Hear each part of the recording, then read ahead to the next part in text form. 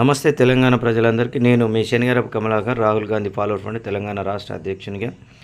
మొన్నటి నుండి తీన్మార్ మల్లన్న పార్ట్ 1గా నేను ఒక వీడియో పెట్టాను. దాని తర్వాత పార్ట్ 2గా నేను ఒక వీడియో చేస్తున్నాను. ఈ వీడియో ఉద్దేశం ఏంటంటే, మల్లన్న గారు ప్రెస్ క్లబ్కు పోగానే వెంటనే మరి నిరుద్యోగ యువత ఆయన దగ్గరికి పోయి క్వశ్చన్ చేయగానే ఆయన అక్కడి నుంచి పారిపోవడం జరిగింది.